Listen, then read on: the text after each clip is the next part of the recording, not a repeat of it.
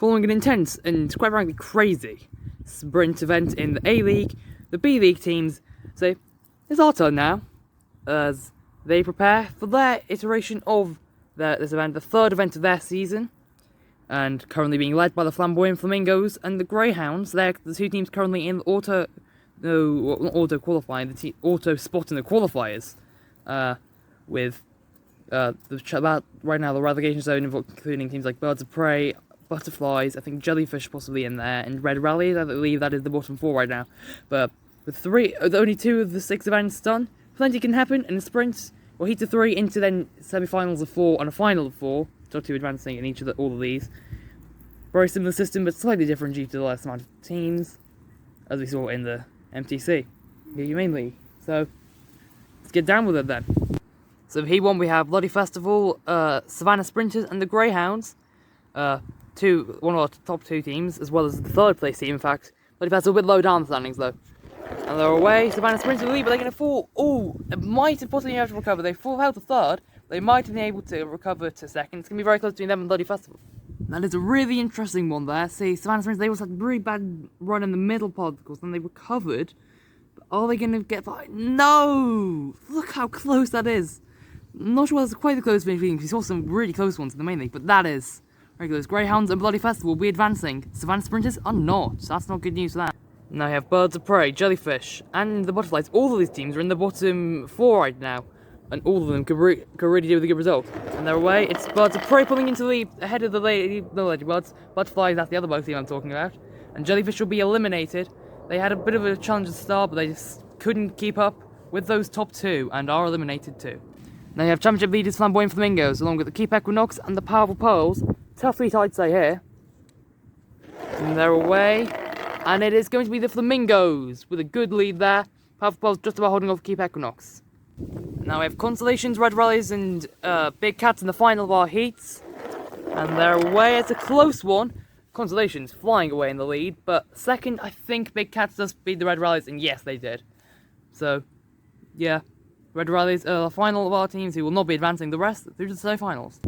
Now, our first semi-final. Greyhounds, Butterflies, Flamboyant Flamingos, and the Big Cats. Alright, really poor start for the Butterflies. They didn't do anything, and it will be, I think, the top 2 in the standings advancing. Greyhounds and Flamboyant Flamingos.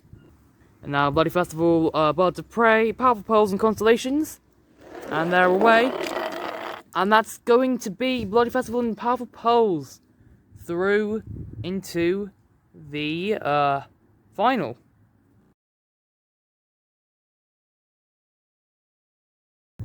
And so then, the final, which of the Greyhounds, Flamboyant Flamingos, Bloody Festival, and Powerful Pearls will come out on top in the fastest event of all, in the B-League. All the teams are actually new teams this season, 2 of them brand new, and 2 of them from the pre-qualifiers. Who will race the best today, though? It looks like it's Powerful Pearls in the lead. Greyhounds made a good push at the end. Bloody Festival might have even slipped off the podium, which they initially had second place. We're going to have to look at the replay, it's really close for third. And if they go then see, oh yeah, the Powerful Pearls has rocketed off the line. Greyhounds were slow, but they made a good recovery. Well, Bloody Festival, let's see, photo finish with them, and then Flamboyant Flamingos third. And Bloody Festival will come out on top, and they will get themselves their first ever podium in this B-League. Flamboyant Flamingos Championship leads will be denied. And that's good news for the Greyhounds. Also, Powerful Pearls were decently high in the standings as well. Now, time to get down to the podium, though. And so, Powerful Pearls captain, Perler, wins this event in the B-League, the sprint. Greyhounds, their captain, Hound, who's actually their first event, they never ran the pre-qualifiers. They will take the silver medal, and the bronze will go to Bleed of the Bloody Festival, which is that this is their first ever appearance in anything Bloody Festival. So, please, I'm going Flamingos, their team captain, Flam, misses out very marginally on the podium.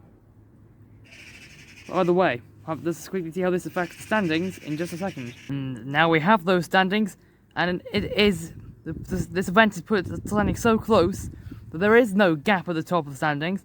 Powerful Pearls and Flamboyant Flamingos are tied on 31 points.